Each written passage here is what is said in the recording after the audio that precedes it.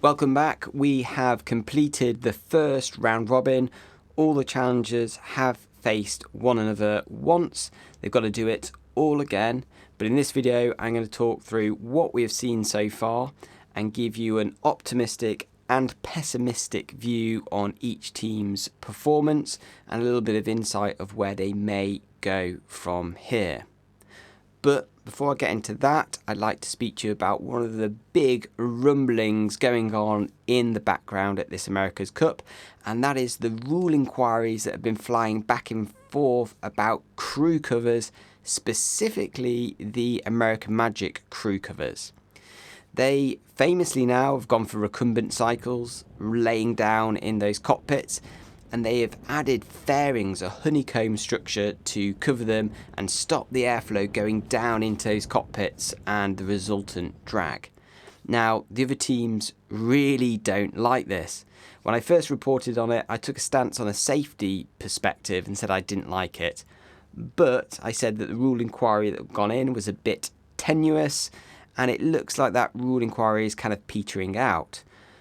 But since then, a subsequent 3 rule inquiries have gone in about the same feature.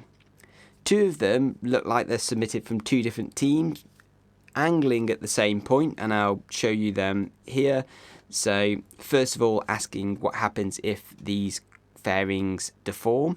Now, the clever thing about these fairings is they're designed so that when viewed above, they only cover 0.3 meters of the cockpit, which is the kind of miscellaneous allowance they're given. So these subsequent inquiries have been asking that structure, when it bends or deforms, either under the load of splashes or the wind or even its own weight, when that deforms, because they're quite tall, narrow structures, the area when viewed from above increases dramatically, and it's asking about the measurement conditions around that. The final inquiry that's just gone in this weekend about these is a little bit more dubious about the kind of term cover, and they're arguing that it shouldn't be just viewed from above as to what is coverage, but a little bit more about what I just described. You know, these are covering the sailors not just from directly above, but from wind coming from the side.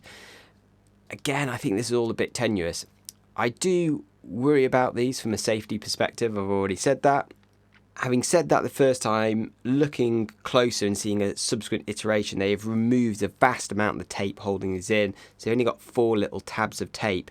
And it looks like they are held kind of like resting down under gravity on these four corner tabs. It looks like they might even have a ripcord safety pull. So that makes them a bit easier to get out. I still think if the mainsail had dropped down on the Traveller, which it often does in a capsize, and was covering the Cyclor and this mesh cover, the mesh cover would be quite hard to lift up and get out the right way. But none of the teams have really raised a safety argument. After all, talking about safety, there has also been this crazy rule inquiry about masks. Tell me what you think about this. One team asking if they can cover their sailors with masks to stop them being splashed or waterboarded. All the teams have raised objections to this apart from one, probably the team who was asking to use it, saying that, well, first of all, that it could be considered an aerodynamic fairing, dubious, but all raising concerns about safety, saying it makes it harder for crew to get spare air to their face. So yeah, pretty worrying on that. But yeah, behind the scenes, really a story about the teams kind of skirting around the edges of what's safe for the sailors on board and where their safety interests lie versus the performance interests of these yachts. So I'm sure lots of people have an opinion on that. Quick shout out to CraftInsure, long-term supporter of this channel, helping me bring you the content you enjoy. They're giving my viewers 10% off via the link in the description below. Well worth it. I've called on them several times in the past. They've always been quick to settle my claim with staff from the boating industry knowing exactly where to go to get my problems fixed. They cover a wide range of craft with flexible offerings, so they should be able to sort you out with what you need. Check out that link in the description below to get your 10% off. Right, enough there. Let's get into the team by team discussion. Negative and positive view of their regatta so far. So starting with Alinghi, Negative, well, they're in the fight that they didn't want to be in. I said at the start, despite them kind of taking a point from Orient Express in the preliminary regatta, actually Orient Express have great speed, took a race pretty convincingly against Alinghi. Alinghi has struggled to get any points against other teams. In fact, have put themselves in pretty poor positions in a lot of the pre-starts, been off the foils a couple of times, and with 0 points on the board, they're looking at a sudden death. If they lose to Orient Express, it would mean them then having to take 2 points out of their 3 races against INEOS, Rossa and American Magic, which again, frankly, looks unrealistic. If the Swiss, I think Red Bull Racing, get a win against Orient Express, that would be a win apiece, and they don't win any of the races, that would take things to a tie-break, which will be a one-off race-off between the two teams, which I think could be quite exciting. So, as a neutral, I am hoping Alinghi can take that race from the French, just because I want to see the race-off, but they've really got their backs up against the walls to do that. Looking at their situation from a positive point of view, have the potential to win races. Their boat speed isn't so terrible that they're way off the pace in the kind of ilk of INEOS early stages in the previous America's Cup.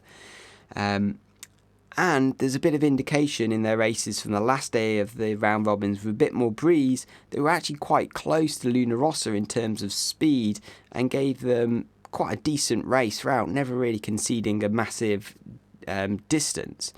So I think if the wind conditions pick up a little bit, then Alinghi could be back into it, but they really need to stop making the unforced errors. I think the biggest positive thing I want to say about Alinghi is you have to put their performance in the context of where they've come from. They haven't bought a package like Orient Express, and yet they've come from nowhere. And yes, people will be saying they got boat 0 from Emirates Team New Zealand, and they got foils from American Magic and Team New Zealand, but boat 0 is a bare boat with nothing in. The foils they got were only the second iteration foils, and they were using that boat and foils in conditions which really wasn't designed for with a brand new team. So I think struggled, I mean, they must have learnt a lot from putting that boat together, but struggled to really make development progress early doors with their time on the water. But the setup they've got in Barcelona and the culture around the team is really impressive. I just think the way this competition has been set up this time, it is almost impossible for a new team to come in and get to the level of the returning challengers, let alone the defender. They're being pressed hard by Orient Express, who bought a design package. Why didn't Alinghi buy that design package? Well, I don't know the behind the scenes, but a little part of me doubts that Emirates Team New Zealand would have really wanted to sell a design package to any team with Alinghi in its title, given their history. So I'm not sure that package was really equally for sale from all prospective challengers. Moving on, American Magic. The negative side, well, arguably they're kind of sailing the best, but sloppy moment against INEOS has really cost them. I think one weak point for them, well, is definitely the tax. I see in a lot of races their tack loss is a little bit greater than the other team, so I'll just bring that. The tack loss here, you have Italy and American Magic, and what you often see, obviously this is them dropping away, losing more distance. On the positive side, they seem to be able to consistently give Team New Zealand good races, so that, you know, the only team to take a race from New Zealand in this whole thing so far, apart from INEOS, who took the dead rubber. And their performance in these middle positions relative to INEOS in terms of point scoring doesn't really matter. I think they're comfortable that they're not going to be going out because they're taking points quite easy off Orient Express and Alinghi, because ultimately it's up to Rossa, if they win the round robin, to pick who they race against, in the control of whoever wins a round robin, where you're going to go, who you're going to face from here. Moving on, Emirates, there's not really much negative for them. Even dropping the boat on the cradle couldn't put them out of the competition for more than a day. So the only downside pessimistic thing is on their crane clutch. And it just raised the question, they've got a great boat and now they're getting racing experience. Should the defender be in these races or not? Is it giving too much of an advantage to the defender? I know a lot of people feel really strongly about this. My perspective is actually a bit different. I think back in the day, having defender trials, that made a lot of sense because you were all basically competing or to be the defender for a single yacht club, so you could see there was a commonality to work together there. The challengers these days aren't really working together in any sense. If one challenger wins over another, they dethrone the defender, sure, but there's no payback amongst the challengers. They're not working to be a challenger trials for a single yacht club. So I don't really see any kind of big kind of challenger brotherhood of teams to be argued for. So letting the defender into that chicken coop doesn't really change things for me. And as there's no defender trials, they do need some sort of way of getting race practice in their yacht. And, you know, as they're running the competition, it would be pretty slim exposure to them to just do the prelim and the actual cup itself. So that's my take on it, but I know that won't be popular with a lot of people.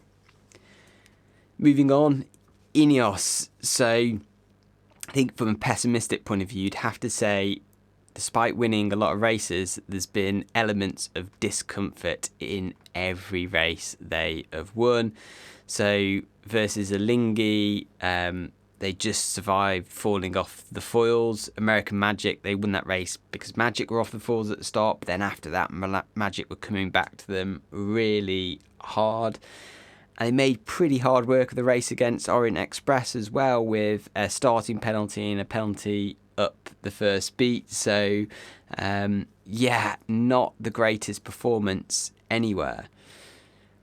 But from the positives perspective, that win over American Magic has really raised them above this battle for the wooden spoon, which after the prelim regatta I was a bit worried they'd get dragged down into. So after the first round robin, they've already kind of pushed ahead, which would be good and give them a bit of comfort. And of all the teams, I think INEOS seem to have the greatest speed potential. Still got pretty good downwind pace, showing signs of good upwind pace as well. Maybe just let down by some instances of crew miscalculation. I think back to like the covering tack on the French, where I think Ben asked that it be Dylan's board down. They chat back and forth, by which time France have tacked and the moment's gone. Him on the tack, eh? You're board down. Yeah, I think just give him a few seconds so we can hit him hard on the way back, but yeah. It's lighter this way the whole way. Hey, stand by? Yeah, stand by. Happy to go? Yeah. Board down. 2, 1. British too late there to really hurt them then, so... Stand board. But as that team gels, and if they can prove this, is all working points. And some of the pre-start errors they had, yeah, sure, they were over the line in one race, which is an error. But some of the pre-start errors they were having before seemed to be ironed out, and they seem to be winning most of their starts, which I'm sure Ian Williams would be really pleased about. They are learning from their mistakes, at least. Moving on, Orient Express, so delighted that these have stepped up their game and are making a real battle for the wooden spoon, taking quite a comfortable race from Alinghi Red Bull Racing. But from a pessimistic point of view, sloppiness is really holding them back. Against Magic, they were getting right back into that race. I mean, basically didn't have a very good pre-start, but they were getting really back in the race, I think within 60 metres, 50 metres, but a really terrible leeward gate cost them. And again, against INEOS, they were pretty close, but couldn't really kind of control the situation and keep INEOS behind, despite having pretty good boat speed. A win in either of those races would have put this battle for the wooden spoon pretty much beyond doubt, but they couldn't seal the deal. And now they're in sudden death against Alinghi, it seems, unless they can sneak a win against another team. On the plus side, survival is completely within their hands with that win over Alinghi. They've got the first grudge match for this wooden spoon. First match when we get into the second round robin, Alinghi against France. So that's going to be a must-watch race. And yeah, obviously they're giving us a great battle for survival. As an impartial, I kind of hope they lose the race against Alinghi and we end up with a tie for last place, and obviously none of those teams take another match against another team. So that's certainly, with the amount of breakdowns we had, not a given. But I hope they can give us a race off. That would be quite cool as well. Finally, Luna Rossa. So from a pessimistic point of view, you'd have to say that they can't take a win off Emirates Team New Zealand. And despite all the momentum they're building up against the other challengers, lots of people rightly talking about Luna Rossa as the predominant challenger at the moment, the team on form, team with best boat speed, best tacks. But they can't win against Emirates Team New Zealand, and they must be ruining the participation of Team New Zealand in these round robins, because it is killing the building of their momentum. You know, they have great results against challengers, but all this while they can see Team New Zealand getting better at racing, and Team New Zealand keep on chipping away at Luna Rossa's own confidence as well. So interesting battle in the mind of that team. But on the plus side, they are clearly emerging as the fastest challenger, on top of good speed. I've already mentioned it, they have great manoeuvres. And against Team New Zealand, they're only really lacking this kind of very nice low speed glide of Team New Zealand, which is helping Team New Zealand execute these nice double tacks and high modes and lee bow tacks. But apart from that, there's really not much in these teams, considering how close they are and how much extra experience they'll get through the semi-finals and potentially the finals. If they are going to make it all the way to the cup, they probably feel in a pretty good position. Finally, I know I'm really getting ahead of myself here, but if Luna Rossa do follow through on their good form to date and win the Challenger round robin, who do they pick to race against?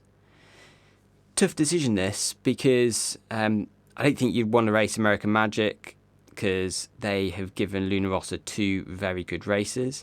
I think you'd let another team take their chances knocking Magic out in the semi-final and cross your fingers for that. So would you take INEOS, Orient Express or Alinghi? Well, one of those 3 teams is going to get through, probably Orient or Alinghi.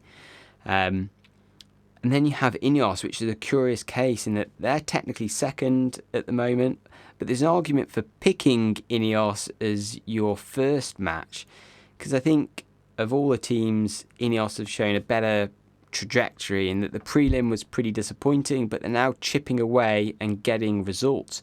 And there is, looking at the data, an underlying quick boat in there if they can find all the modes and eliminate some of the crew errors. So it may be better to actually face INEOS early in the competition rather than let INEOS have development time and kind of race practice in the semi-finals before racing them. Tell me what you think. So that's my roundup for today. Hope you have really enjoyed that. Sorry for the lack of videos during this first round robin. I always knew I was going to be a bit away and out of things to make videos kind of daily, but I will be posting more reflections race by race, day by day as we go on in the competition. So please do subscribe for more of this content. Take care and enjoy the racing.